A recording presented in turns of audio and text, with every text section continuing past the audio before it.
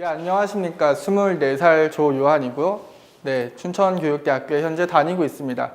어려서부터 역사 작가를 지망하다 보니까 정치적인 것, 경제적인 것, 그리고 역사책 자체에 대해서도 많이 보게 되었고, 그러다 보니까 다른 분들과는 조금 다른 독특한 관점을 갖게 된 것 같습니다. 잘 부탁드리겠습니다. 네, 오늘 제가 발표할 책은 불구가 된 미국입니다. 다들 아시죠? 이 책은 2015년 트럼프가 서술했으며 그의 대선 핵심 공약들이 담겨 있습니다. 네, 아까 어떤 분이 말씀해 주셨죠. 참 책 내용이 병맛 같습니다.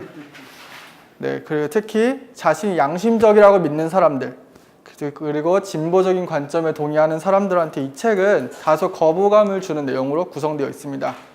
세계화에 긍정하고 환경 문제, 그리고 난민 문제에 대해 온화한 시선을 가진 사람들한테는 이제 이 트럼프의 당선은 도저히 예측할 수 없는 지진이나 화산 같은 천재지변일지도 모릅니다. 지구온난화가 과장이고 거짓말이라고 하는 미국 대통령, 그리고 가치가 아니라 군사력, 핵무기와 미국이 가지고 있는 초월적인 무기로 외교를 추구하겠다고 하는 세계 최강국의 지도자, 그리고 기축통화, 마지막으로 우월한 경제력을 바탕으로 다른 나라의 기업들을 뺏어오겠다는 세계 최강국의 지도자는 우리가 보기에 도저히 미치광이가 아닐 수 없습니다. 하지만 책을 읽는 방향을 조금만 바꾸면 저는 우리가 이 책을 통해 새로운 정보를 알 수 있다고 생각합니다. 이 책의 내용의 본질은 행가는 텍스트에 있지 않습니다. 이 책은 트럼프가 체득해왔던 권력의 속성과 법칙, 그리고 그것을 이용하는 방법에 대해 다루고 있습니다. 그는 뉴욕 부동산 업계로부터 워싱턴에 이르기까지 수많은 불리한 전장을 승리로 바꾸었고 위기를 기회로 바꾼 희대의 야심가입니다. 따라서 그의 본심을 제대로 이해하고 향후 행동을 예측하기 위해서는 그가 매일같이 쓰는 트위터의 글들이 아닌 그의 인생은 권력 투쟁의 방법으로 다시 읽어야 한다고 저는 생각합니다. 그는 우리가 이전에 만나왔던 미국 대통령들과는 사뭇 다른 인물입니다. 기존의 관점을 그에게 대입하는 것은 사실 생산적인 방법이 아닙니다. 그의 당선 자체도 대부분의 사람들이 예측할 수 없는 것이었습니다.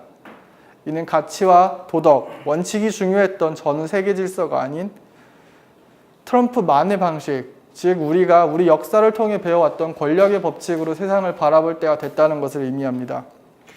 트럼프에게 타국의 안녕은 자신과 미국의 이익을 위해 얼마든지 희생할 수 있는 장기판의 수많은 말들 중 하나에 불과합니다. 우리가 아직 그의 본심을 파악하지 못한다면, 그리고 한마디 한마디 그가 트위터에 남기는 글들에 대해 반응을 하면 국제사회에서 대한민국의 입지는 갈수록 좁아질 수밖에 없을 것입니다. 또한 여기서 끝나는 것이 아닙니다. 우리가 여기에 시간을 계속 빼앗긴다면 지금 국내에서 벌어지고 있는 수많은 문제들에 대해 해결할 시간과 기회를 뺏길 것입니다. 지금 우리는 너무나 많은 문제를 눈앞에 두고 있습니다.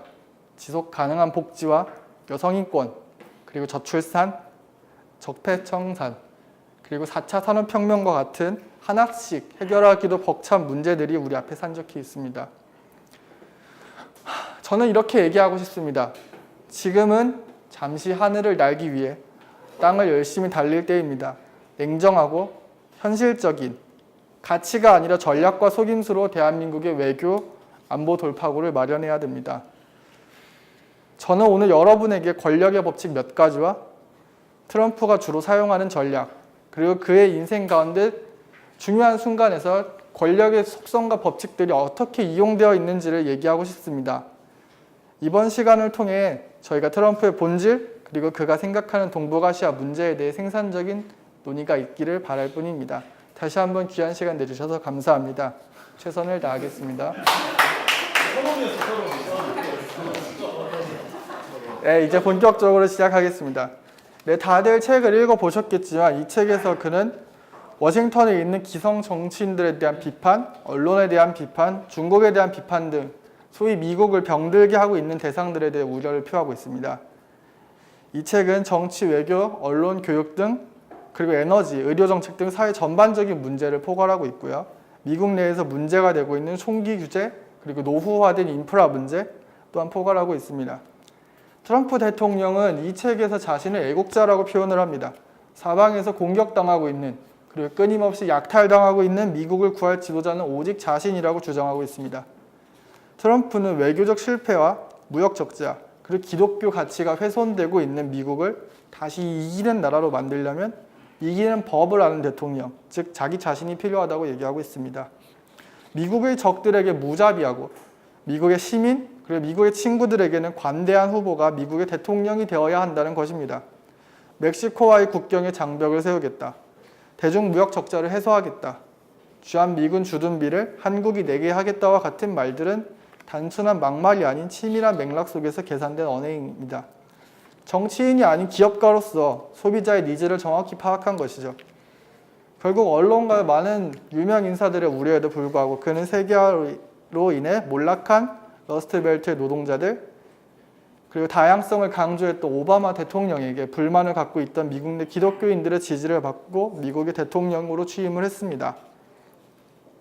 근데 이 승리는 우연한 승리가 아닙니다. 이것은 철저히 계산된 승리입니다.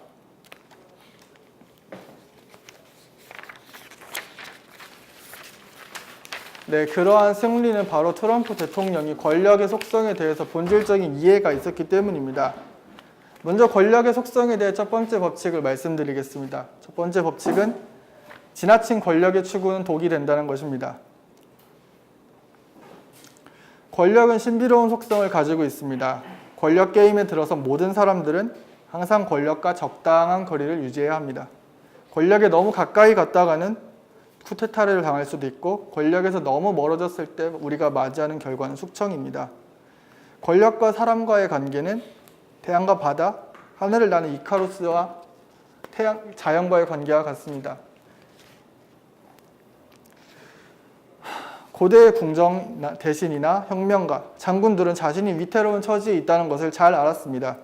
왕에게 총애를 받는 신하는 다른 신하들의 시샘을 사고 왕의 눈 밖에 난 신하는 궁궐 밖으로 쫓겨났습니다. 잠깐 얘기가 돌아가는 것 같지만 조금만 참고 들어주시면 트럼프를 이해하는 데 훨씬 많은 도움이 될 것 같습니다. 다시 말씀드리자면 대부분의 신하들은 권력을 적당한 거리를 유지하지 못했을 때 왕의 분노를 사거나 다른 신하들에 의해 숙청을 당했습니다. 권력의 법칙에서 이 냉혹한 게임에서 가장 먼저 죽는 사람은 능력이 있으나 권력을 간수하지 못하는 신하입니다. 그들은 빼어난 능력으로 왕의 호감을 샀지만 왕이 분노해서 자신의 숨기는 법은 알지 못했습니다. 우리가 흔히 알고 있는 백제의 의자왕의 예를 들어보겠습니다. 백제의 의자왕에게는 충신 성충이 있었죠. 다들 옛날에 고등학생 때 배웠던 한국사 기억하시나요? 네, 충신 성충은 간신의 모함에 의해 옥살을 했습니다. 성충은 의자왕한테 궁궐을 짓지 마세요. 무능한 왕자들을 고관에서 파면하라는 말을 했습니다. 요충지에 군대를 파견을 해서 외침을 막으라고도 얘기를 했죠. 신라와 당나라의 침략을 대비한 훌륭한 정책이었지만 바로 앞에 있는 왕의 머릿속을 그는 알지 못했습니다. 결국 왕이 죽은 다음에야 그의 말이 옳았음을 알게 되었죠.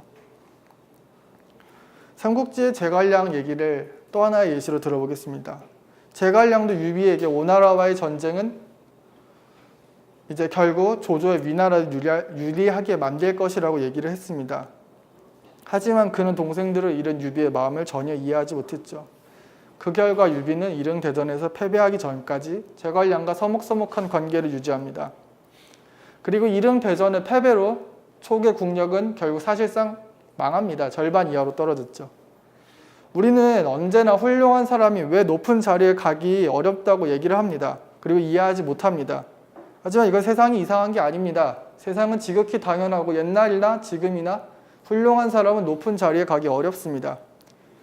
국정을 잘 수행하는 것과 권력을 잘 획득하고 유지하는 것은 전혀 별개의 차원이기 때문입니다.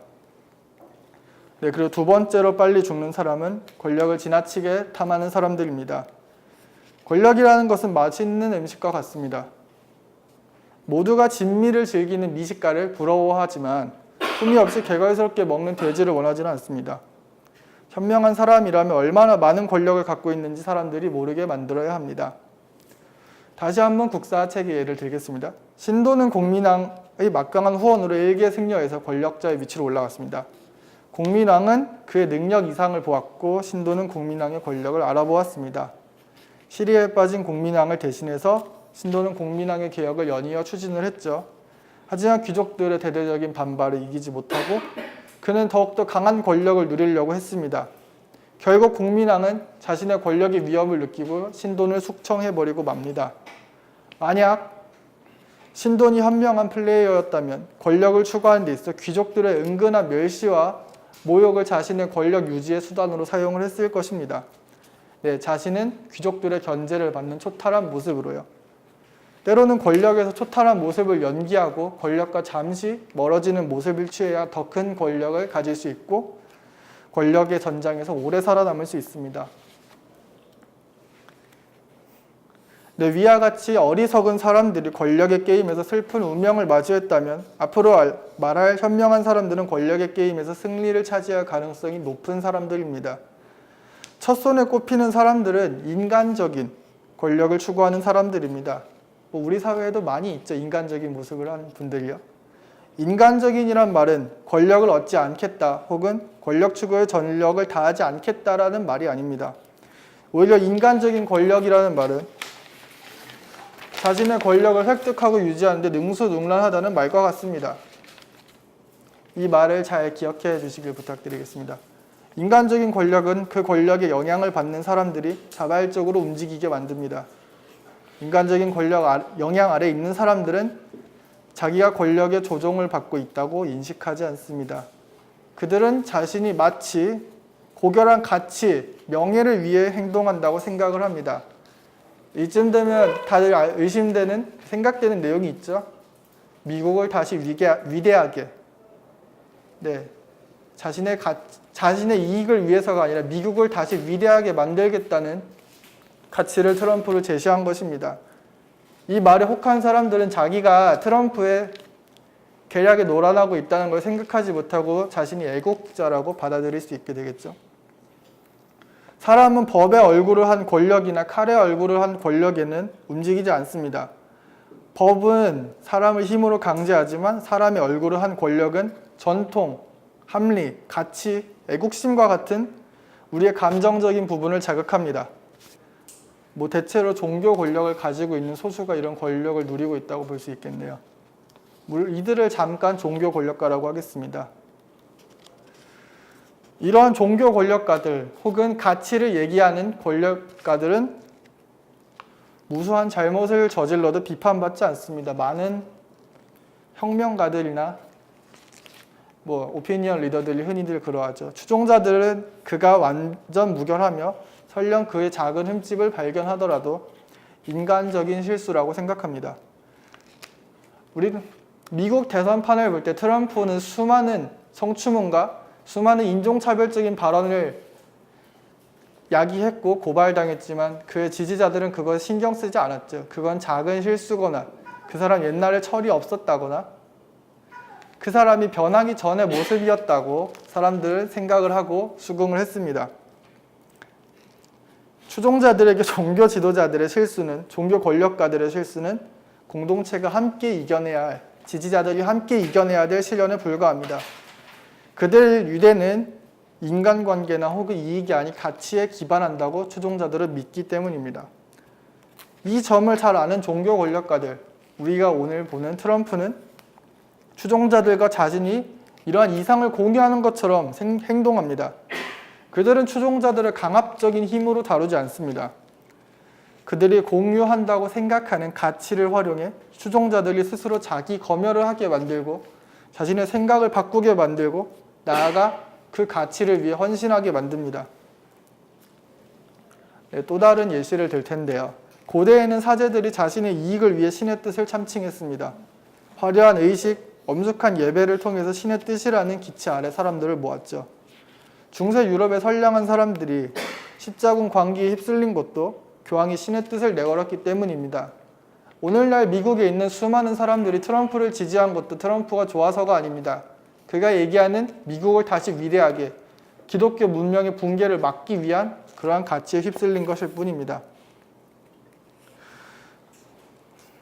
셰일런 마녀 재판에서 100명이 넘는 무고한 여자들이 마녀로 몰린 것도 많은 사람들이 트럼프를 찍은 것과 동일한 이유입니다. 그것이 신의 뜻이라고 미국을 다시 위대하게 만들 수 있는 유일한 길이라고 믿었기 때문입니다. 너무나 많은 권력가들이 고귀한 가치 아래 사람들을 현혹하고 있음을 일상에서 볼 수 있습니다. 근데 조금 더 현실성을 위해서 옆 나라 예시를 들 텐데요. 중국에서 흥하고 있는 파륜궁이라는 것에 대해서 한 번쯤은 들어보셨을 것입니다. 네, 중국 정부가 많이 핍박을 하고 있죠. 이 파륜궁은 원만이라는 일종의 열반을 추구하라고 추종자들한테 얘기를 합니다. 파륜궁의 창시자, 즉 교조는 원만이 지고한 경지, 즉 인간의 승천을 의미한다고 그가 주장을 했기 때문인데요. 그 지도자는 원만을 이루려면, 그리고 원만을 이루게 된다면 인류의 진보 가치에, 인류의 승천에 헌신을 한다고 추종자들한테 얘기를 합니다. 뭐 인간이 무지개를 타고 날아간다는 좀 비현실적인 얘기도 같이 하고요. 상식적인 사람이 듣기 이것은 말도 안 되는 거짓말이지만 신도들이 듣기에는 이 말은 진리입니다. 그는 신도들을 무력으로 억누르기보다는 가치를 제시하는 것이죠. 이러한 사이비 종교 지도자의 말에 수많은 사람들이 현혹되었고 자신의 가정을 파괴하는 모습을 보이고 있습니다. 물론 그들이 개인적으로 나쁜 사람이 아닙니다. 하지만 가치를 위해 사람들이 돌아가면 우리는 수많은 비합리적인 선택들을 가치의 이름 안에 합리적인 선택으로 둔갑시켜버리고 맙니다. 실제로 2000년대 초 베이징의 파륜궁 수련자 푸이비는 집에서 식칼로 자신의 가족들을 살해했습니다. 그리고 그는 너무나 태연하게 경찰에 잡힐 때 자신이 가족을 위해 헌신을 했고 지금도 가족을 사랑한다고 감옥에서 주장을 하고 있습니다. 그들의 원만을 도왔기 때문이죠. 트럼프를 지지하는 수많은 사람들도 자신이 미국을 지켰다, 이슬람의 침입에서 기독교를 지켰다, 미국을 다시 위대하게 만드는 길에 동참했다고 말합니다. 인권이나 가치를 얘기해도 듣지 않습니다. 그것보다 미국을 다시 위대하게 만드는데 기독교 문명을 세우는 게 더 고결하다고 생각하기 때문이죠. 다시 푸이빈으로 돌아가면 푸이빈은 바른 법, 그리고 즉 원만을 추구하기 위해서 자신은 헌신을 했다고 경찰들에게 말하고 있습니다. 그리고 그는 감옥에서 자신이 유일한 남은 가족인 노모를 죽이지 못한 것을 아쉬워하고 있습니다. 그녀마저 죽었으면 자신과 가족이 모두 원만을 이룰 수 있었을 거라고 감옥 안에서 그는 끊임없이 탈옥을 추구하면서 아쉬워하고 있습니다. 잘못된 가치를 추구했을 때 사람이 얼마나 외골수가 되는지, 얼마나 파국적인 결과를 맞게 되는지 우리는 알 수 있습니다.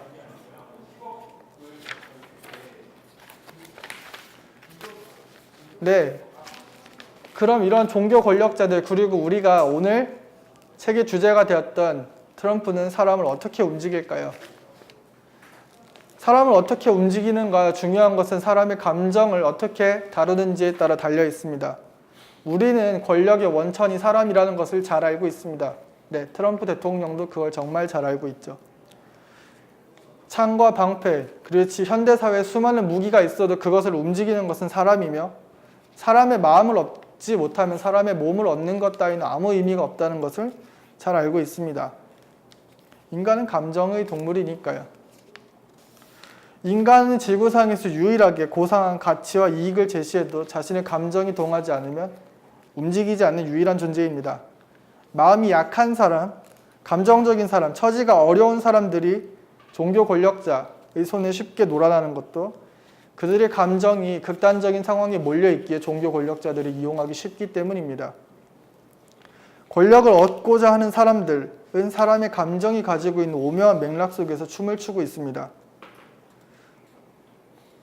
반대로 이 사람들을 조심해야 되는 사람들, 우리같이 평범한 사람들은 그러한 그들의 본질을 잘 파악해야 되겠죠. 그들이 천사의 말을 할지라도, 진리의 말을 할지라도, 혹은 진리처럼 보이는 걸 제시하더라도 한 번쯤은 의심을 해봐야 됩니다. 결국 진리라고 부르는 것도 사람의 입을 통해 나오고 있습니다. 미국을 다시 위대하게 만들겠다는 것도 트럼프의 입에서 나온 말입니다. 이제 충분히 권력의 법칙을 설명한 것 같으니 트럼프의 인생에서 방금 얘기한 것들을 다시 한번 보도록 하겠는데요. 지금 트럼프 이제부터는 트럼프가 권력을 얻어가는 과정에 대해서 설명할 것입니다. 트럼프는 그의 아버지 프레드릭 C. 트럼프로부터 하나 80억 원 정도에 해당하는 금액을 갖고 부동산 사업을 시작했습니다. 네, 속칭 금수저죠. 하지만 뉴욕 부동산에서는 이 정도 돈을 가진 사람들은 너무나 널렸습니다. 사실상 트럼프는 부동산 업계에서는 구멍가게로 시작한 셈입니다. 네, 그가 우리들에 비해서는 유리한 입장에서 사업을 시작을 했지만 구멍가게를 갖고 지금의 부동산 제국을 만든 트럼프, 그의 첫 거래는 어떠했을까요? 트럼프가 시작한 첫 번째 사업은 뉴욕 한복판에 있는 코모도 호텔을 하얏트 그랜드 호텔로 개조한 것입니다. 네, 코모도 호텔은 사실상 당시 방치되어 있고 낙후되어 있던 뉴욕 42번지 거리에 위치해 있었는데요. 트럼프는 28살 때 자신의 첫 사업을 통해 이 호텔을 세계에서 가장 비싸고 사람들이 앞다투어 하룻밤 묵기를 원하는 호텔로 바꿔놨습니다. 그는 쉬운 단계부터 도전하지 않았습니다. 관련자 및 언론의 보도에 따르면 젊은 나이의 트럼프는 언제나 확신에 찬 상태로 상대에게 말했으며 아주 대담한 거래를 추구했다고 합니다. 그는 사람들한테 구체적이고 복잡한 수치에 대해 설명하지 않았습니다. 그리고 그것을 좋아하지도 않았습니다. 그 대신 그는 뉴욕에서 가장 멋진, 영원히 뉴욕 부동산 역사에 남을 이러한 말을 즐겨 사용했는데요. 사람의 감정을 흔들게 하고 상대에게 영원한 가치를 제시하는 그런 말들을 즐겨 사용을 했습니다. 그는 수치를 단 한 번도 제시한 적이 없다고 합니다. 네, 다르게 표현을 하면 상대의 감정을 자극해서 자신이 종교 권력자의 위치에 서게 하는 것이죠. 트럼프가 사용한 전략은 그뿐만이 아닙니다. 그는 자신의 이미지를 재창조할 수 있는 사람입니다. 젊은 날에 그는 아까 말했듯 영세 부동산 회사를 운영하는 젊은 청년에 불과했습니다. 아버지로부터 상대적으로 많은 사업 자금을 빌릴 수 있었지만 뉴욕에는 그의 아버지보다 부유하고 명망 있는 사람들이 많았죠. 젊은 트럼프가 이들 사이에서 새로운 사업을 투자하거나 경쟁하기 위해서 오랜 시간이 필요했을 것입니다. 실제로 주변으로부터 많은 반대가 쏟아졌다고 합니다. 하지만 그는 주변 사람을 설득하는 데 시간을 쓰지 않았습니다. 대신 자신에게 영향력이 있는, 실제로 자신의 도움이 될 사람들을 바로 찾아갔죠. 그는 사업을 시작하기 앞서 뉴욕 시장에게 찾아갔습니다. 그리고 그는 코모도 호텔과 그 근처 개발이 뉴욕을 완전히 바꿀 수 있을 거라고 얘기를 했죠. 요즘 말로 하면 대대적인 재개발을 통해 재선을 노리자는 얘기와 같습니다. 한국도 몇 년 전에 뉴타운 개발 얘기한 분이 계셨죠. 다들 기억하고 계실 거라고 알겠습니다. 이는 정적과 힘겨운 사투를 벌이고 있는 뉴욕 시장에게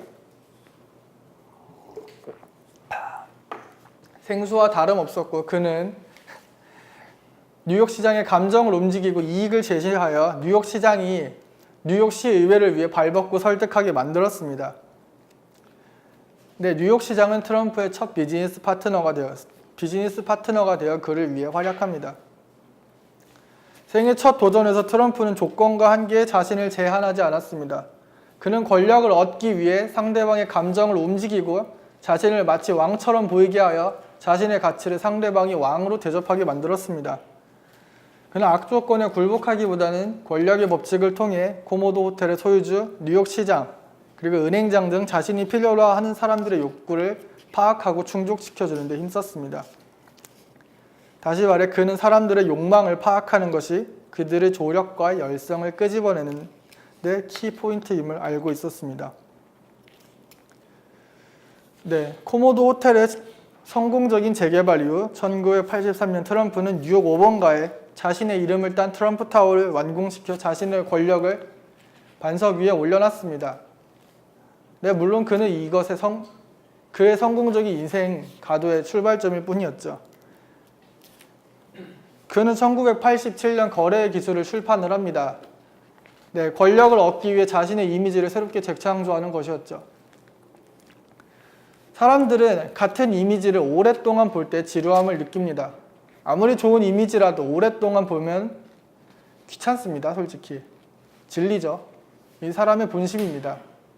권력을 얻기 위해선 자신의 이미지를 끊임없이 다시 만들고 끊임없이 사람들에게 새로운 것을 줘야 됩니다. 여기서 트럼프는 욕을 먹더라도 명성을 얻고 사람들의 관심에서 잊혀지지 않는 권력의 법칙을 사용을 합니다.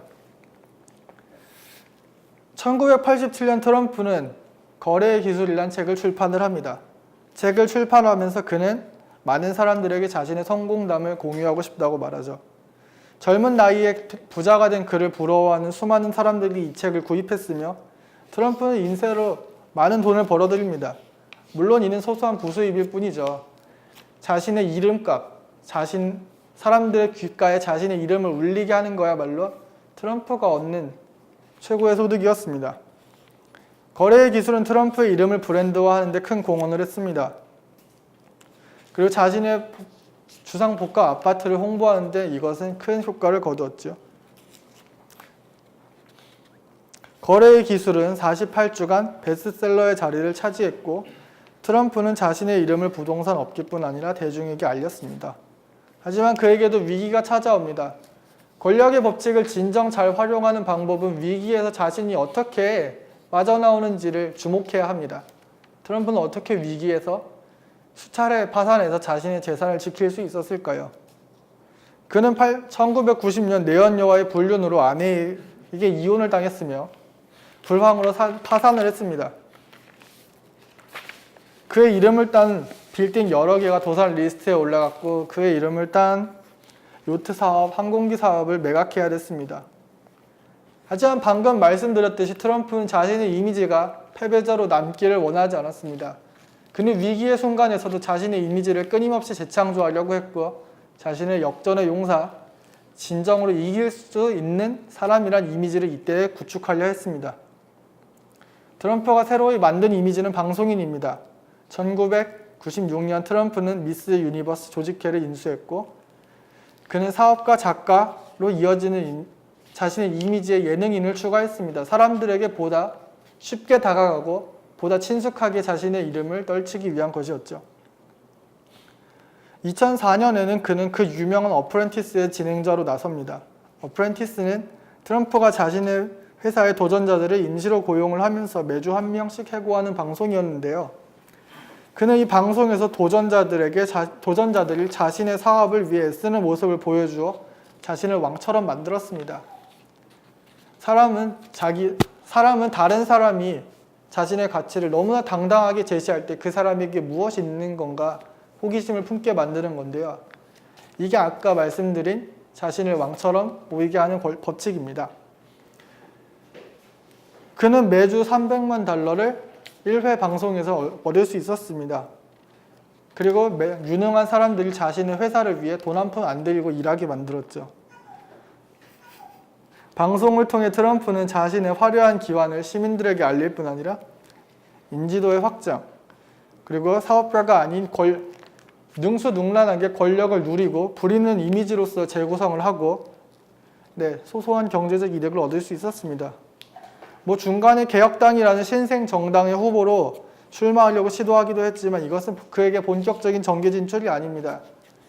그가 대통령이라는 꿈을 꾸기 이전에 한번 정치계는 어떠한가 시험해보는 과정이었을 뿐이죠. 2004년 이후에 트럼프는 3번의 결혼과 사기로 끝난 트럼프 대학, 그리고 악명 높은 스코틀랜드 부동산 개발로 시간을 보냅니다. 가십성 이수라고 볼 수도 있겠지만 그가 정계에 한번 탐색을 나선 이상 저는 생각하기를 그가 사람들에게 자신의 이름을 끊임없이 주입하기 위해서 끊임없이 그들이 트럼프에 주목하기 위해서 만든 하나의 이슈가 아닌가 생각하고 있습니다. 여기서 잠깐 정리를 하면 트럼프의 인생 전반기, 즉 정치계로 진출하기 전까지 그는 권력을 획득하는 과정을 몸으로 보여주었습니다. 첫째, 그는 자신에게 유익한 사람들의 욕구와 약점을 정확히 알고 이용했습니다. 물론 그들의 감정도요. 둘째, 자신의 사업에서 완벽을 기하고 이미지를 끊임없이 재창조함으로 부와 명성, 인지도와 평판을 획득할 수 있었습니다. 실제로 트럼프는 많은 민주당 의원들에게 돈을 보내어 자신의 이미지를 현명하고 리버럴한 가치에 공감할 수 있는 사업가라는 것으로 잠깐 꾸미기도 합니다. 그리고 마지막 셋째, 트럼프 타워나 수많은 트럼프 상품들을 보면 알겠지만 그는 자신의 프로젝트에 자신의 이름을 붙여 트럼프는 곧 성공이다라는 이미지를 공식화했습니다. 트럼프 타워라든지 거래 기술이라든지 트럼프 생수 샴페인 다 그런 거는 같은 맥락상에 있습니다. 이제 본격적인 내용에 들어가겠습니다. 트럼프가 어떻게 권력을 얻었는지입니다. 2015년 트럼프는 대통령 후보로 출마합니다. 그의 거침없는 발언이 이때부터 시작되었죠. 제가 생각하기에 트럼프는 자신이 충분한 인지도와 평판을 쌓았다고 생각을 한 시점에 대통령 후보에 나온 것 같습니다. 그리고 이 시기야말로 자신의 가치가 가장 높을 때라는 것을 트럼프가 알았다고 생각합니다. 네, 내적으로는 미국 사회에서 트럼프의 이미지는 이미 성공의 대명사가 되었기 때문입니다.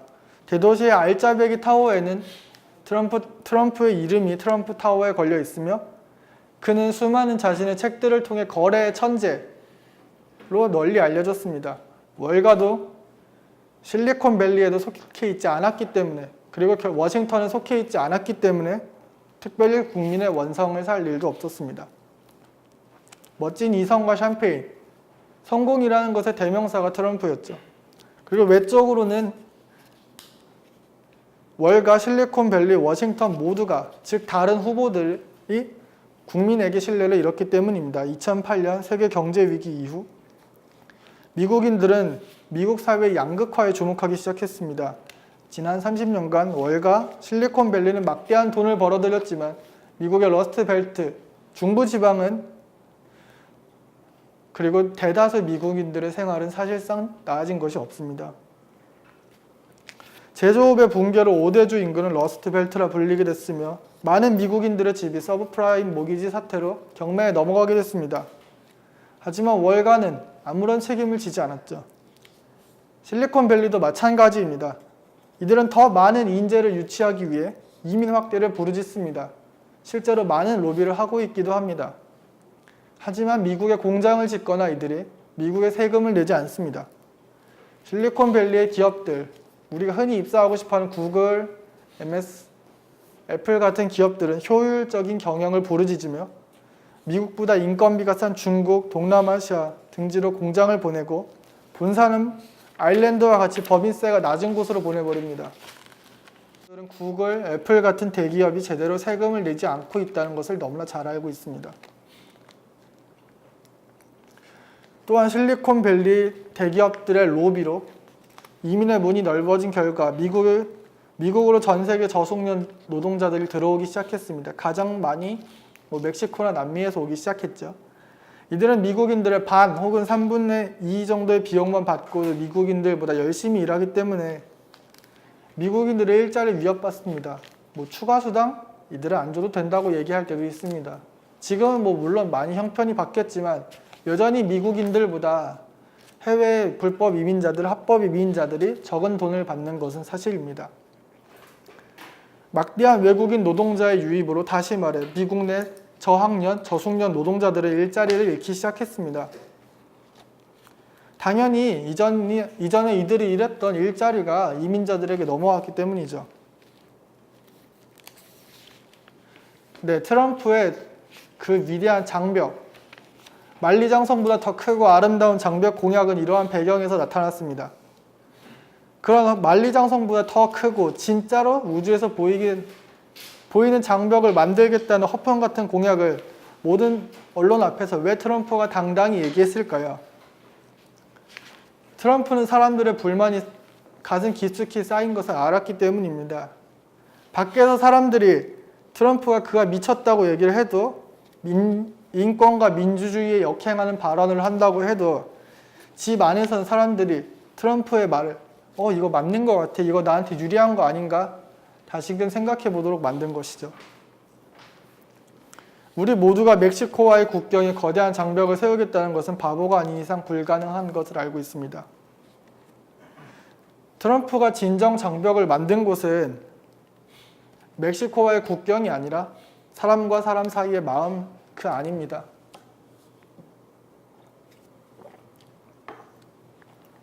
그는 이전까지 한 직장에서 일하던 서로에 대해 아무런 편견이나 차별이 없던 사람들을 반으로 갈라놓고 이것을 미국인들을 위하는 것처럼 행동을 했습니다. 사람들 내면에 있는 탐욕, 자신과 다른 사람을 배제하고 싶은 마음, 돈을 더 많이 벌고 싶다, 다른 사람 우위에 서고 싶다는 이기심을 자극한 것입니다. 사람의 감정을 정확히 파악할 수 있었죠.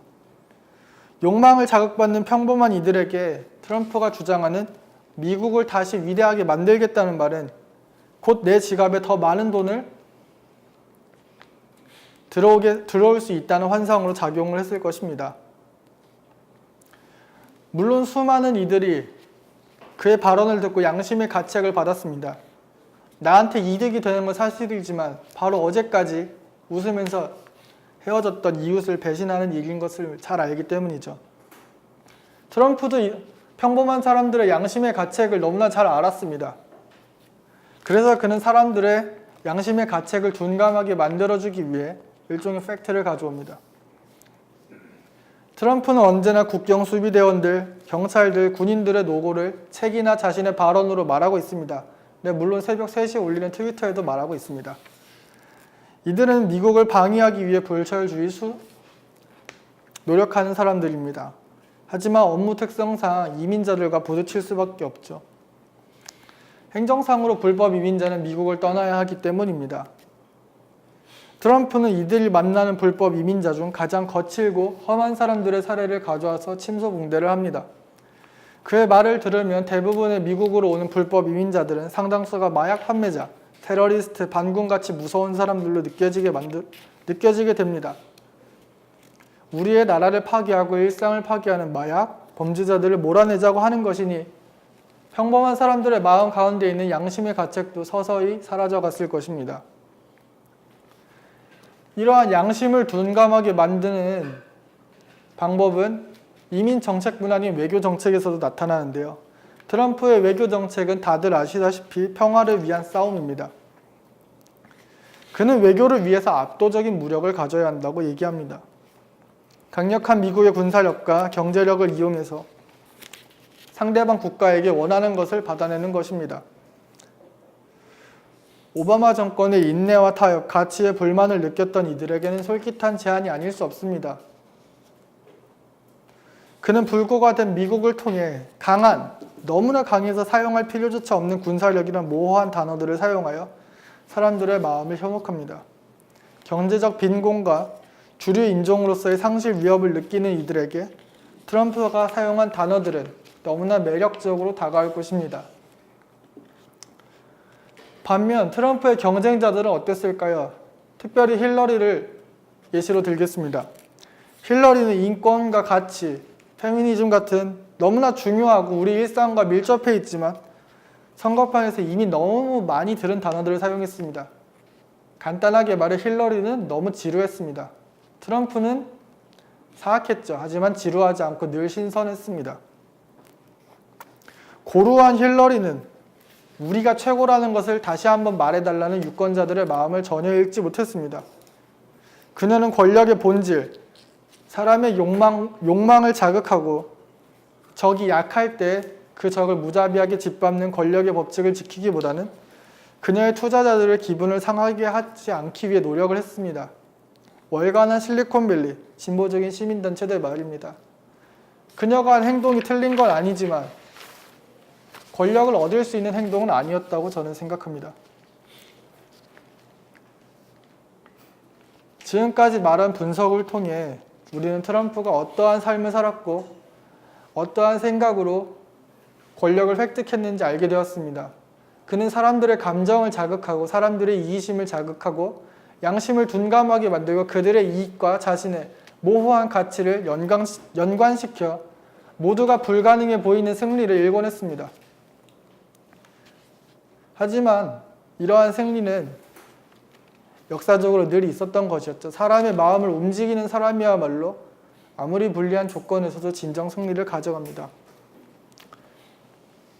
트럼프는 교활하고 권력을 획득 유지하는 데 가차없는 사람입니다.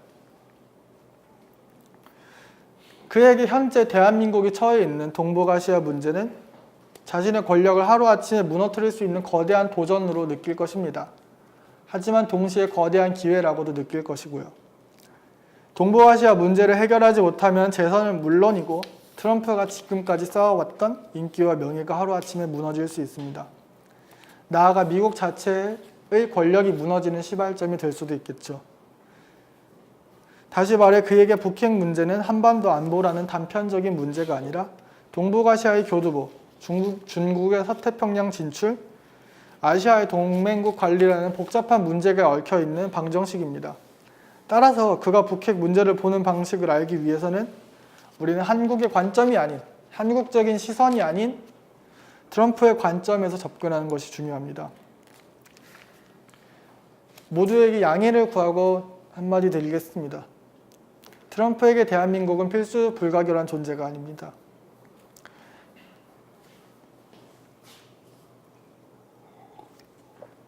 문정인 특보는 한국이 빠지면 제재와 압박이 효과적일 수 없고 군사적 행동을 하더라도 한국의 직접적인 참여와 협조가 없으면 성공을 이룰 수 없다라고 말합니다.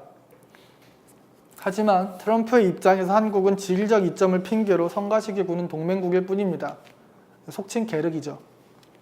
과연 한국이 없다고 트럼프가 제재를 포기할까요? 그리고 제재와 압박이 효과적이지 못할까요?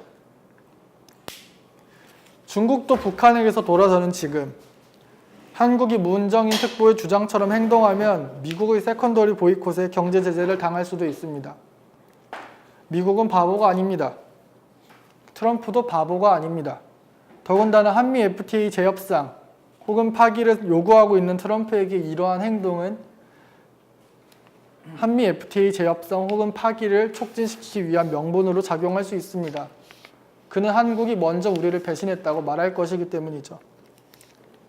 물론 저 또한 한국이 갖고 있는 미국의 동북아시아 교두보 역할은 정말 중요하다고 생각합니다. 중국과 러시아를 견제하기 위해서는 지리적 교두보가 필요하니까요. 하지만 왜 한국만 거점이 될 수 있다고 생각하시는 건지 저는 잘 모르겠습니다. 다시 말해 북한이 어떠한 제안을 하느냐, 그리고 트럼프가 북한에 어떤 제안을 하느냐에 따라서 미국은 우려한 기대와 전혀 다르게 움직일 수 있습니다. 북한이 미국에게 제기할 수 있는 최선의 패는 자신이 스스로 미국의 말이 되는 것입니다. 네, 일종의 EJ 전략에서 자신이 하나의 축으로 들어가는 것이죠. EJ 전략에서 말이 된다는 것의 의미는 북한 스스로 대중국 포위망을 일원으로 들어가는 것을 의미합니다. 지금으로서는 와닿지 않는 주장입니다. 중국과 그렇게 가까운 북한이 어떻게 중국을 배신할 수 있냐? 미국에게 100년 원수라고 말하는 북한이 어떻게 미국과 밀월 관계를 혹은 친선 관계를 만들 수 있느냐? 충분히 많은 논의가 나올 수 있습니다.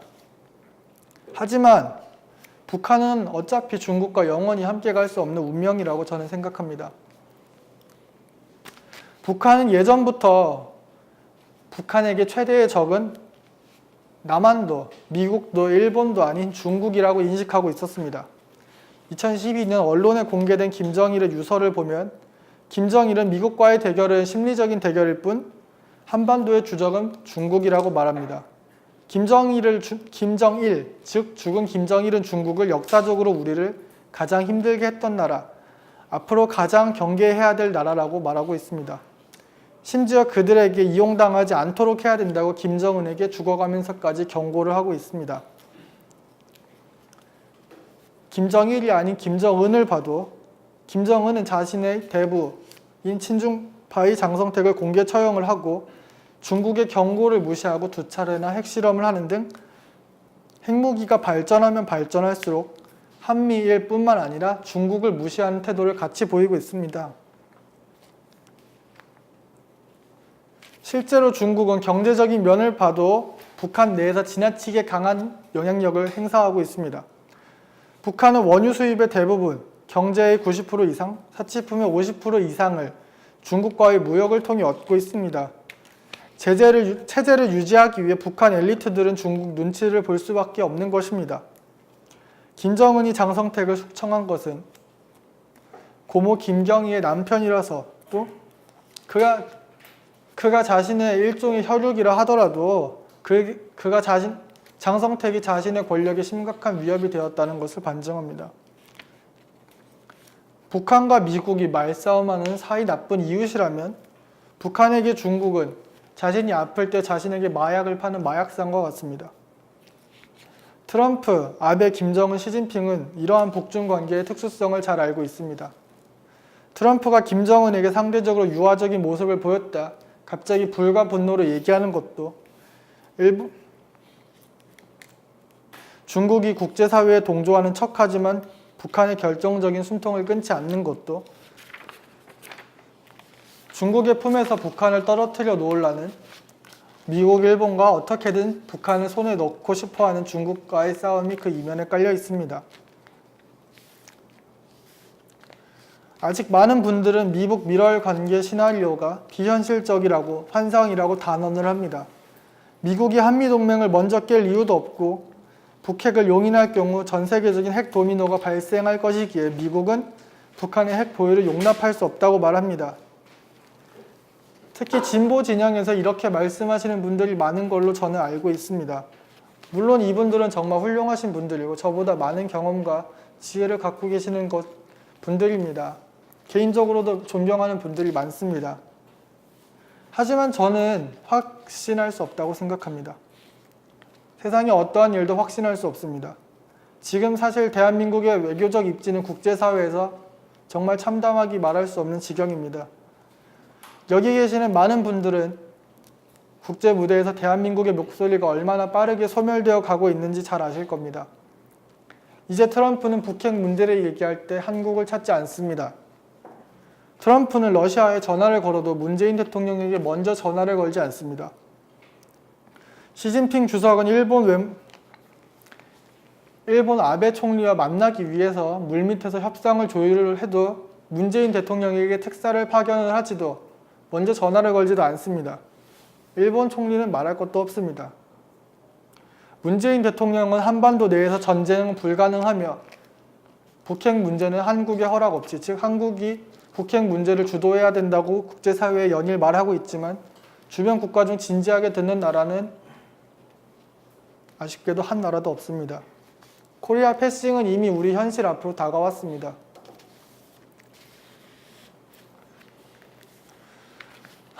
백 년 전과 비교할 수 없이 지금은 국력이 강해졌습니다.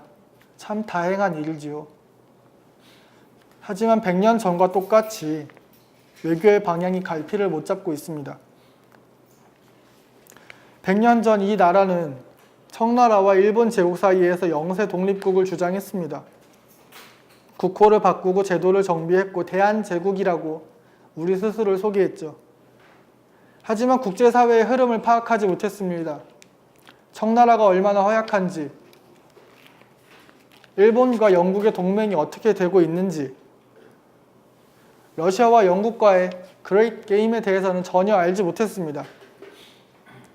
대한제국은 서구에 유학생을 파견을 했고 수많은 제야 인사들이 외교의 방향이 잘못됐다고 지적을 했지만 마지막까지 그들의 발언에 귀 기울여 듣지 않았습니다. 만약 대한민국이 러시아 청나라의 편에 서지 않고 영국, 최소한 프랑스나 미국,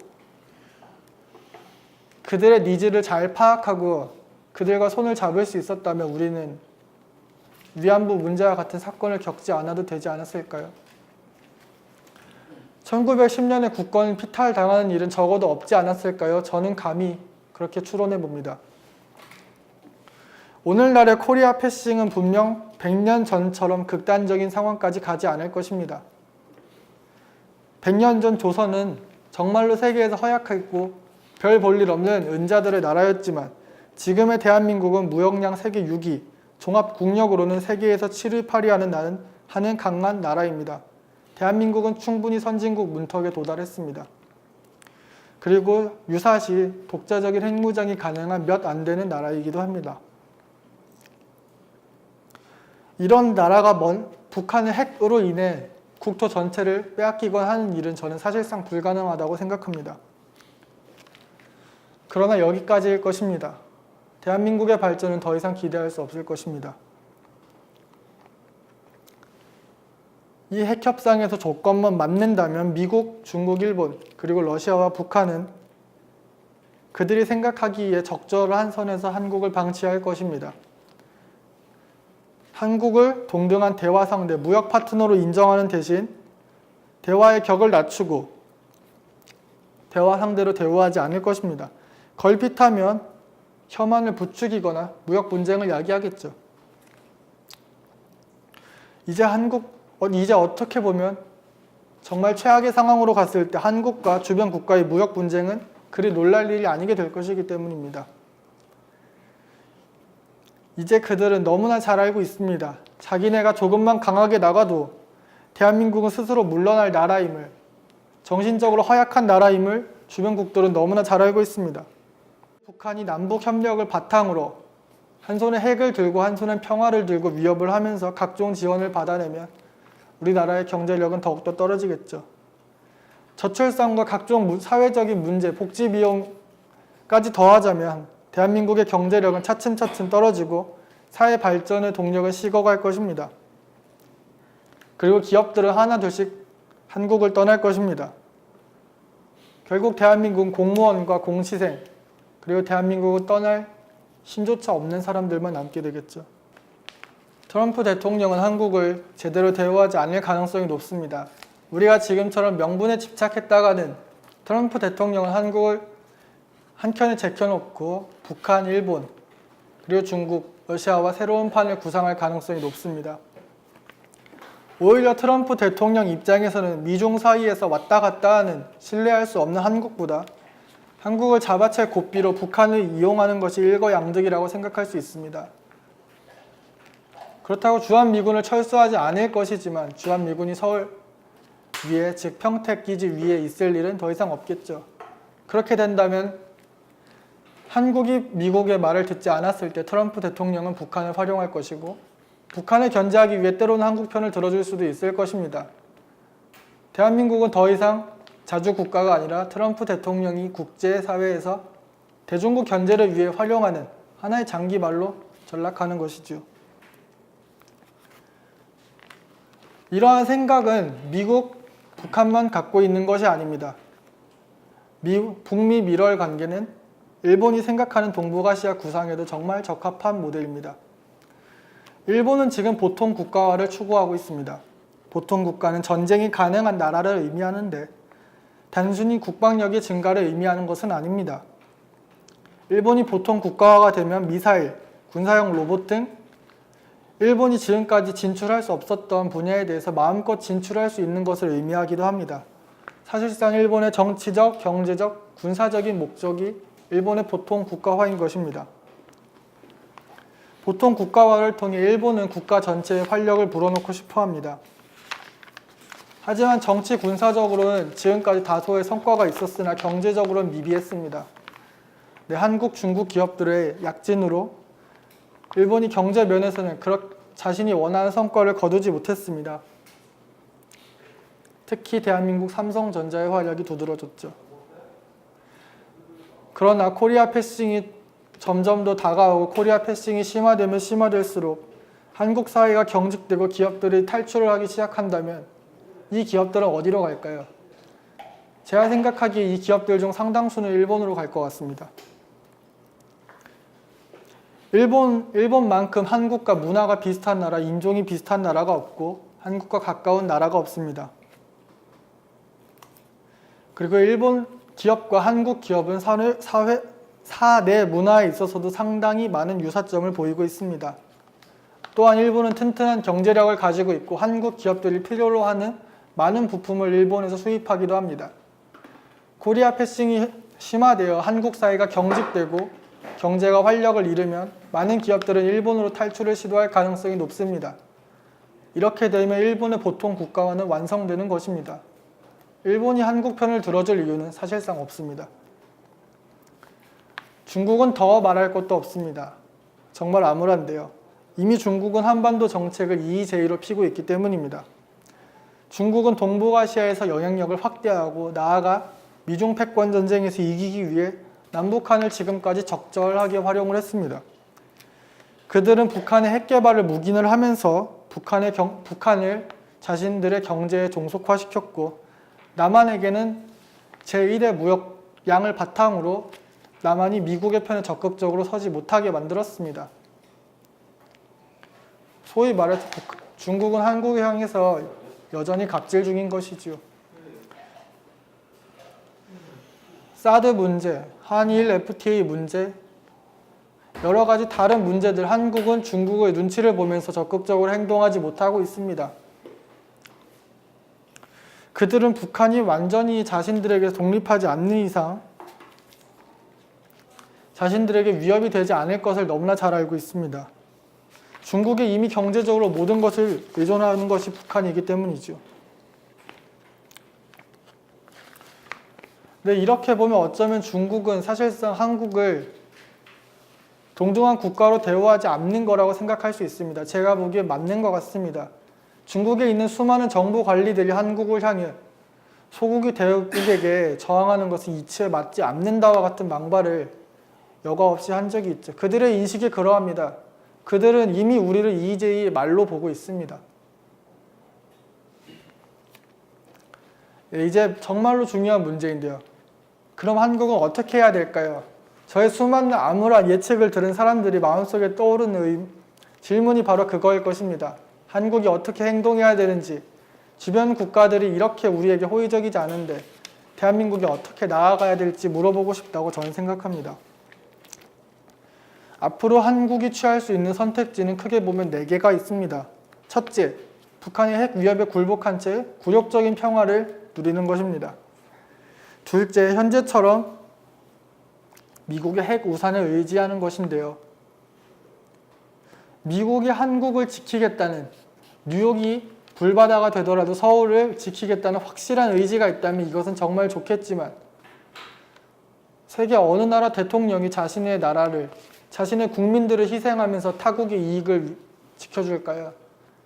애국자면 애국자일수록, 상식적인 사람이면 상식적인 사람일수록 그럴 수 없습니다. 세계 어느 나라도 자신의 이익을 위해 자신의 이익을 희생하면서까지 타국을 지키지 않습니다. 뭐 서울이 예루살렘 정도쯤 되면 예외가 될 수 있겠지만 뭐 절대 그럴 일은 없습니다. 세 번째 시나리오는 독자 핵무장인데요. 사실상 불가능합니다. 얼마나 굶어 죽을까요? 북한처럼 대한민국이 독자 핵무장을 주장할 경우 NPT의 예외 조항에 의거한다고 하더라도 경제 제재를 받을 가능성이 높습니다. 정말 독자 핵무장이 제재를 피할 수 있다면 가장 확실하고 좋은 방법이긴 하지만 현재까지 제재를 피할 수 있는 뾰족한 방안이 존재하지 않습니다. 그리고 중국 입장에서는 일본의 연쇄 핵무장을 야기할 수 있기에 무력 분쟁이라든지 그런 것을 시도할 가능성이 있습니다. 독자 핵무장은 지금으로서는 가장 어려운 방법입니다.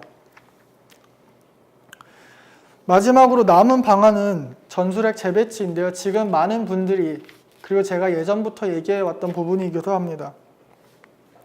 그나마 가장 현실적인 가능성이 높고 경제 제재를 받지 않을 방법이며 상대적으로 안전하고 빠른 해결책이기도 합니다. 자체 핵무장도 아니고 핵개발과 같이 상대의 선의에 의존해야 되는 불분명한 수단이 아닙니다. 전술핵을 한국이 재배치할 수 있다면 북핵 문제의 1차 능선은 넘어갔다고 봐도 되겠습니다. 하지만 이 또한 갈 길이 멉니다. 먼저 지금 가장 유리한 패를 쥐고 있는 트럼프 대통령을 설득해야 됩니다. 트럼프 대통령 입장에서 보기에 북핵 문제는 위험하지만 자신에게 크게 나쁜 상황은 아닙니다. 북핵 문제로 중국에 기대는 듯 하던, 중국의 전승절 행사에 참여하던 한국은 다시 미국의 곁으로 돌아왔습니다. 그리고 일본과 억지로라도 화해하려고 하고 있죠. 사드 문제로 중국 내 한국 기업들이 점차 철수하고 있기도 하니 장기적으로 보면 한국의 경제 의존도는 중국에서 미국으로 다시 역전될 가능성도 있습니다. 트럼프 대통령 입장에서는 북한의 ICBM만 폐기시킬 수 있으면 본토 위협도 사라지니 얼마든지 재선도 가능할 것입니다. 여기에 자신이 협상을 조금 더 잘할 수 있다면 대중국 견제말, 새로운 견제말인 북한이 생길 수도 있으니 최고의 시나리오가 될 수 있습니다. 이러한 생각으로 머릿속이 가득한 트럼프 대통령을 설득하기 위해서는 그가 한국의 편에 서는 것이 그의 권력, 그리고 나아가 미국의 권력 획득과 권력 유지에 이익이 된다고 얘기를 할 수 있어야 됩니다.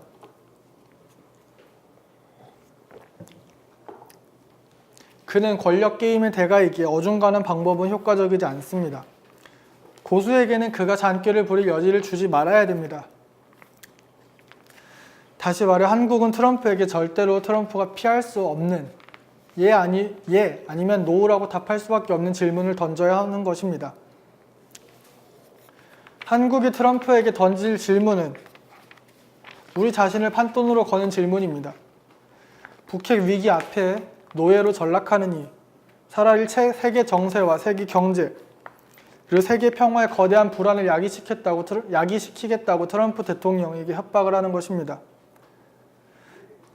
세계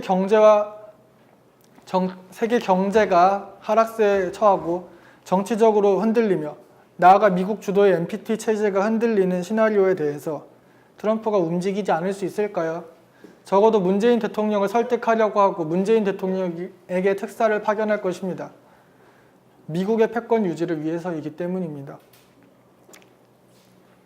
위 시나리오에 대한 구체적인 단계는 다음과 같습니다. 첫째, 이미 북한의 6차 핵실험이 진행된 만큼 주한미군 철수, 재배치 논의가 나올 때 대한민국은 독자 핵무장을 얘기해야 됩니다. 이것은 실제로 핵무장 하자는 것이 절대 아닙니다. 일종의 블러핑, 즉 속임수인데요. 대한민국이 생존의 위협을 받을 경우에는 충분히 사용할 수 있는 전략이라고 생각합니다. 아무리 사문화되었다고 하나 NPT에는 분명히 국가가 생존의 위기를 받을 때 한시적으로 핵무장을 허용할 수 있다고 예외를 두고 있습니다. 주한미군 철수는 곧 주식시장에서 대한민국의 생존의 위협이라고 인식하는 바 저는 충분히 이러한 명분을 가지고 국제사회에 속임수를 행사할 수 있다고 생각합니다. 둘째, 그러한 속임수를 펼친 전후에 미국, 중국과 최대한 수면 아래에서 논의를 해야 한다고 생각합니다. 우리가 성공적인 연기를 보여주면 보여줄수록 그들은 혼란에 빠질 것입니다. 한국이 정말 미친 건지 아니면 어떤 의도로 저런 말을 하는지 그들은 머릿속에서 수많은 논의와 해석 그리고 재반박을 거칠 것입니다. 그리고 한국에게 직접 알아보려 하겠지요. 지금 북한이 하는 것과 유사하게 말입니다. 국제사회의 관심이 우리에게 집중되어 있을 때 최대한 우리의 논리를 저들에게 펼쳐야 됩니다. 핵무장은 어쩌면 핵무장은 한시적인 것이고 NPT에 의거했다. 이런 각종 수사적인 말들이 나올 수 있겠죠. 그리고 다음 단계입니다. 세 번째, 미국, 중국에게 협상의 여지를 보여주어야 합니다. 독자 핵무장이 문제면 미국의 전술핵 재배치를 그제서야 현실적으로 얘기를 해볼 수 있습니다. 단 나토가 가지고 있는 권한보다 더 큰 권한을 얘기를 해야 되겠죠. 주한미군 철수 같은 것을 말하면 안 됩니다. 그것은 차후에 사용할 더 큰 페이고 아껴야 하기에 대한민국이 타협적인 모습을 보이면 주변 강대국들이 쉽게 이것이 대한민국이 펼치는 기만 전략임을 알 수 있을 것입니다. 상대를 협상 테이블로 끌어내는 것, 즉 상대와 나와의 관계에서 권력을 얻기 위해서라면 우리는 우리의 이미지를 예측할 수 없는 존재로 재창조해야 합니다. 가령 한국이 독자 핵개발을 천명을 하고 일본, 대만에게 기술 이전과 직접적인 지원을 시사하면 어떻게 될까요? 중국과 미국은 심각한 고민에 빠질 것이고 한국을 동시에 회유하고 협박하려고 할 것입니다. 한국의 독자 핵무장은 한국의 경제 제재를 부를 것이다. 한반도 비핵화 명분을 스스로 깨는 것이다. 그 외 여러 가지 감언이설로 우리를 설득하려고 할 것입니다. 어쩌면 미국, 중국이 손을 잡고 한국부터 손보는 것이 아니냐라고 물어볼 수 있겠는데요. 네, 저는 불가능하다고 생각합니다. 이들은 북핵 문제를 처리하고 제재를 하는데도 20년 걸렸습니다. 우리가 말을 그렇게 한다고 해서 우리를 실제로 제지할까요? 자신의 이익을 위해서 우리가 조금만 말을 유화적으로 하거나 여지를 준다면 절대 그럴 일 없다고 생각합니다. 조금 더 실제적인 방안으로 가령 제주도라든지 한미동맹을 언급을 하는 것을 협상 테이블에 올리는 것은 어떨까요? 미국이 북핵 문제를 종결지어지면 평택뿐 아니라 제주도에도 미군 기지를 건설하기 우리가 긍정적으로 논의를 해보겠다 같은 말들을 우리는 협상 테이블에서 올릴 수 있습니다. 왜 제주도인가? 잠시 그림을 통해서 설명을 하겠는데요. 제주도의 위치는 이곳에 있습니다. 다시 말해 중국의 해군이나 중국의 직접적인 본토나 제주도를 통하지 않으면 혹은 제주도에 미군 기지가 있으면 중국은 항상 감시받고 자신의 군사적인 행동을 제약받는다는 것을 의미를 하죠. 제주도가 차지한 이러한 지리상의 중요성 때문에 미국에게 있어서 제주도에 해군 기지를 건설할 수 있다 혹은 해군을 배치할 수 있다는 것은 한국이 줄 수 있는 충분한 당근이 될 수 있다고 저는 생각을 합니다. 반대로 중국에게도 비슷한 논리로 설득을 할 수 있는데요. 만약 제주도에 앞서 말씀을 드릴 건데 이거는 주한미군 철수가 논의되고 있는 상황임을 가정을 했습니다. 제주도에 중국 해군이 들어선다면 어떻게 될까요? 중국은 일본을 직접적으로 위협할 수 있게 되고 일본의 해양 수송로를 막을 수도 있게 됩니다. 난사군도 문제에 있어서도 중국이 압도적으로 유리한 위치를 차지할 수 있겠죠. 나아가 서태평양 진출에 있어서도 미국이 더 이상 중국을 견제할 수 없는 지경에 이르게 됩니다.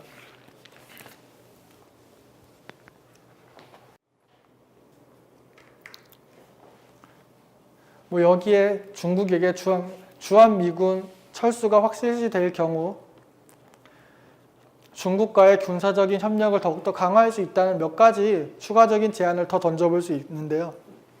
이번엔 채찍을 설명을 해드리겠습니다. 미국에게는 중국에게 한 당근의 재앙이 동시에는 채찍으로 작용할 수 있을 것입니다. 한국의 생존이 위협받는다는 것은 미국에게 이러한 시나리오대로 설명을 할 경우 미국은 중국과의 패권 전쟁에서 더 이상 유리한 고지를 차지할 수 없을 가능성이 높기 때문입니다. 동북아시아 문제 그리고 남중국 해 문제에 있어서 중국이 확고한 우위를 차지하며 서태평양, 인도양까지 중국이 쉽게 진출할 수 있게 되는데요. 중국의 경제력이 점차 성장하고 있는 지금 미국으로서는 호르무즈 해협, 즉 석유 수송로와 세계 무역량의 많은 약 40%에 해당하는 물동량이 움직이는 이 지역의 패권을 차지하지 못하면 장기적으로 중국에게 불리한 위치에 처할 수 있을 것입니다. 중국의 입장에서도 이것은 충분한 채찍이 될 수 있는데 만약 제주도에 미군 기지가 들어온다면 중국은 더 이상 해양 작전을 손쉽게 펼칠 수 없을 것이기 때문입니다. 위와 같은 시나리오는 분명 한국 경제와 사회에 큰 혼란을 야기할 것이라 저는 생각합니다. 국제사회로부터 엄청난 비난을 받을 것이고 국내외 인권단체로부터 그보다 훨씬 더 심한 말을 들을 수 있겠죠. 탄핵을 시도당할 수도 있고 여러 시민단체들이 대규모 시위에 나설 수 있을 것입니다. 보수 야당도 호의적인 반응을 보이진 않을 것입니다. 그들이 원하는 대로 얘기했는데 말이죠. 하지만 저는 이 길이 우리가 진정 가야 될 길이라 생각합니다. 우리가 지금처럼 있으면 문제가 해결될까요? 저는 전혀 그렇게 생각하지 않습니다. 정의로운 전쟁보다 비겁한 평화가 낫다고 하지만 지금 같은 상황이 계속되면 정의도 없고 평화도 없습니다. 노예의 평화, 장기 말의 평화는 평화가 아닙니다. 그것은 굴종이고 그것은 자신의 목에 목줄을 걸고 서서히 도살장으로 끌려가는 소의 운명입니다. 곧 전시작전권도 우리한테 반환이 되는데 미국이 언제까지 한국을 지켜줄 수 있을까요? 이러한 시나리오가 실제가 되면 될수록 즉 한국에게 노예의 평화가 다가오면 다가올수록 아까 말씀드렸듯이 사회에서는 약한 사람들부터 쓰러지게 됩니다. 세상이 어두워질수록 밟히는 존재는 이 사회에서 가장 연약한 사람들입니다. 소년, 소녀, 가장, 여성, 빈곤 노인, 그리고 소수자, 이들이 먼저 이 나라를 떠나거나 이 사회에서 비명 없이 죽어갈 것입니다. 예산이 한정되어 있고 세수가 줄어들고 북한에게 돈을 계속 뜯기는데 그 돈은 어디서 보충을 해야 될까요? 가장 약한 사람들에게 그들을 필요로 하는 돈으로 채울 수밖에 없습니다. 그게 인간의 역사였습니다. 정말 진짜 진보라면, 자신이 진보적인 가치를 추구한다고 생각한다면 저는 약자를 지키기 위해서 용기를 가져야 한다고 생각합니다. 현실에 대한 낭만적 인식, 이상적 담론은 세상을 바꾸는 데 1g도 도움이 되지 않는다고 저는 얘기하고 싶습니다. 진정한 진보와 용기는 가치를 말하는 것이 아니라 가치를 추구하기 위해서, 그리고 그 가치를 현실화시키기 위해서 십자가를 지는 것이 진정한 진보라고 저는 감히 말씀드리고 싶습니다. 다시 한번 약자를 위해 이 사회가 용기를 결단하기를 부탁드리오며 이만 마무리하겠습니다. 부족한 얘기인데 끝까지 들어주셔서 정말 감사합니다. 네, 최대한 빨리 해보겠습니다. 일단 810 예시는 중국 인터넷 신문에서 봤고요. 그 다음에 이제 종교 권력가가 트럼프인데 오바마도 똑같냐 했는데 오바마는 트럼프랑 좀 궤가 다르다고 생각을 합니다. 실제로 오바마가 펼친 정책을 보면 그 사람 사상이 많이 들어갔기 때문에 이제 앞다르고 속다른 사람은 아니라고 저는 생각을 했고요. 오바마와 트럼프가 대통령 이제 선거에서 붙었으면 저 오바마가 이겼을 거라고 생각을 합니다. 그리고 시나리오가 현실적인가 리스크가 크지 않나, 이 질문은 반복되니까 마지막에 할게요. 네, 그리고 몇 페이지냐 또 있었어요 질문. 네, 작성한 페이지는 한 14페이지 정도 되고요. 서론이 길다는 제가 한 장당 4분 정도 예상을 했는데 이렇게 1시간 반이 나올 줄 몰랐습니다. 죄송합니다. 서론도 한 장당 한 4분 정도 예상을 하고 읽어서 그런 것 같고요. 전체 논리 실사구시고 북미일 친선이 예전에도 있었으니까 또 가능하다는 게 강한 가정 아닌가 생각을 했는데, 사실 저는 이 부분에 대해서는 우리가 북한이 핵실험을 하고 지금까지 북한이 핵 완성한 핵보유 국가가 될 거라고는 핵벽 정책 할 때까지만 해도 아무도 예상 못했죠. 근데 미래는 아무도 어떻게 될지 모른다고 생각을 합니다. 지금 강한 가정이라고 보이는 게 미래 사람들이 보기에는 너무나 당연하고 그 시대 사람들이 왜 눈치 못 챘나? 라는 일이 될 수 있다고 저는 얼마든지 생각합니다.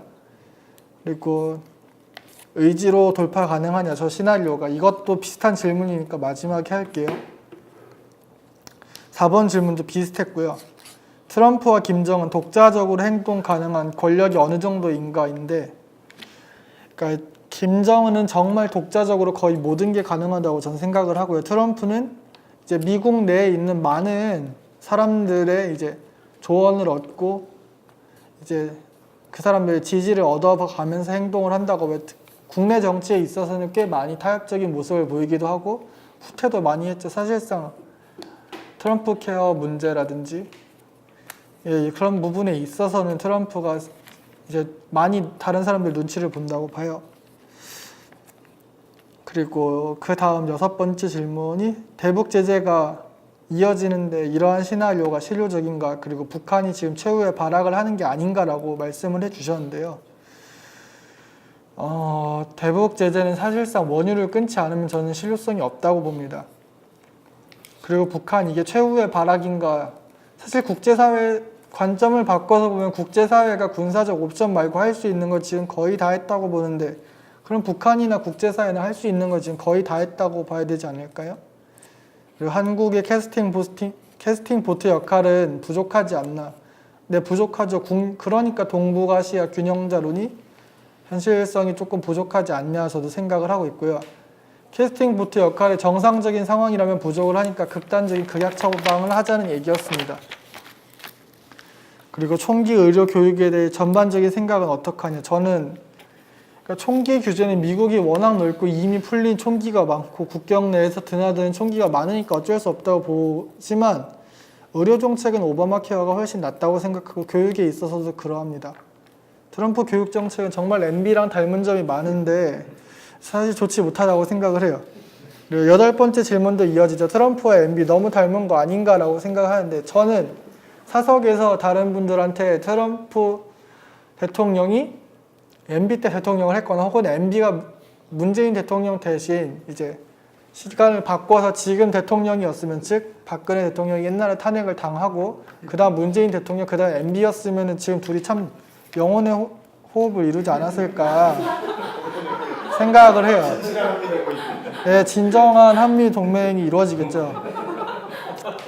네, 트럼프와 대형교회 목사 비슷하고 한국에서 교회 지도자 중 나오지 않았나 라고 말씀을 하신 분이 계신데 저랑 이름에서 뭔가 비슷한 분이 한국에 이미 계셨다고 생각해요. 다들 아시죠?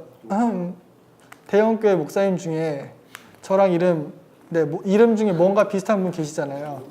네, 다들 아시죠? 여기까지만 얘기할게요.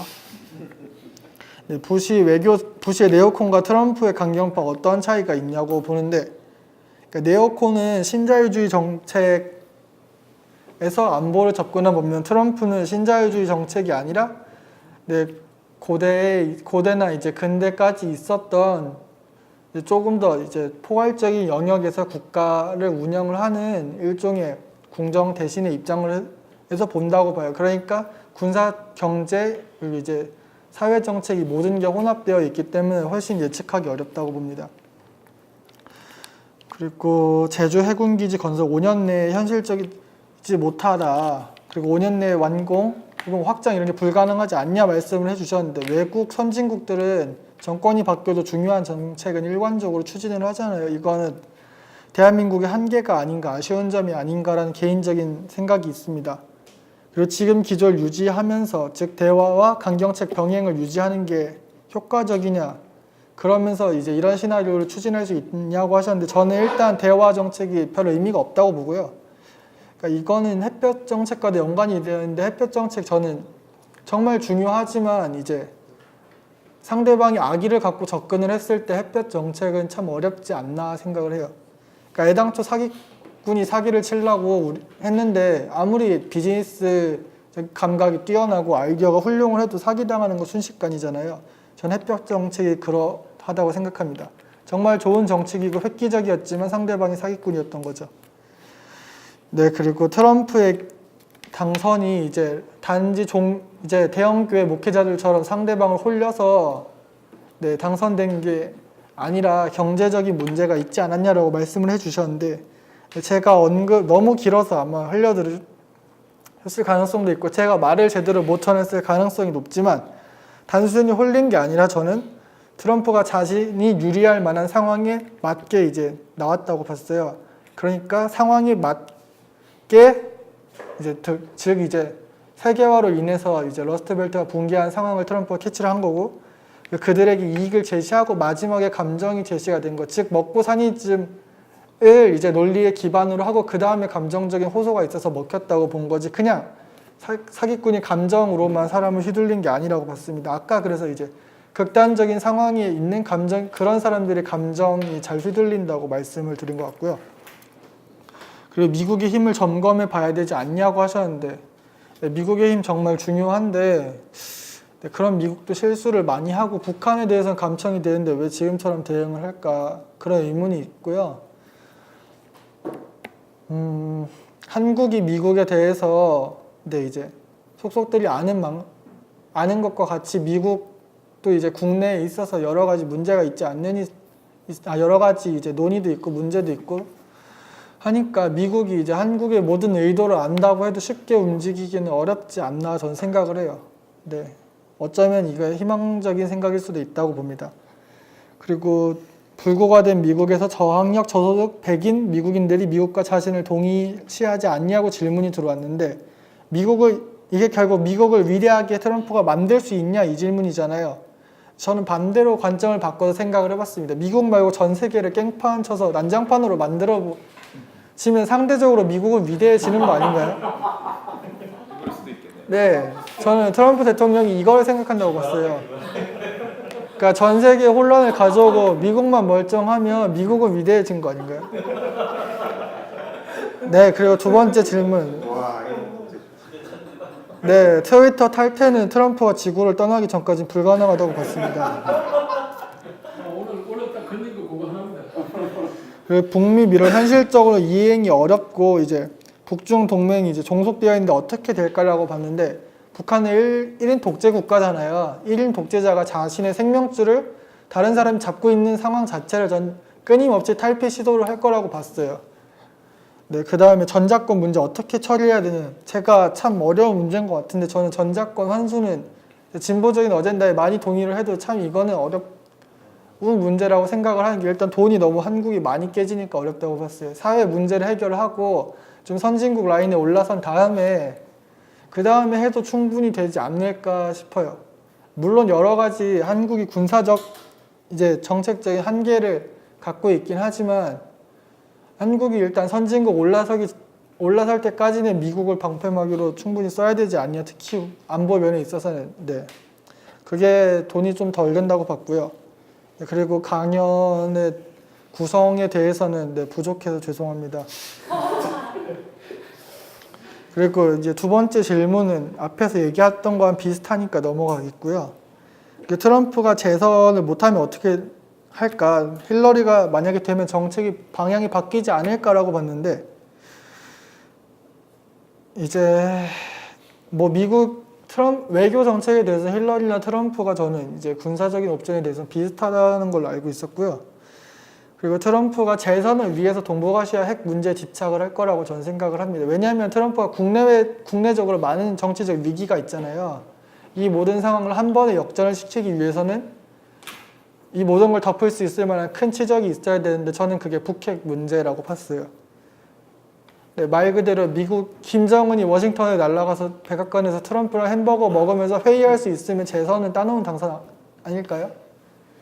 네, 충분히 이제 그걸로 쇼를 보여줄 수 있다고 봤고요. 트럼프도 그때그때 정치하는 거 아닌가.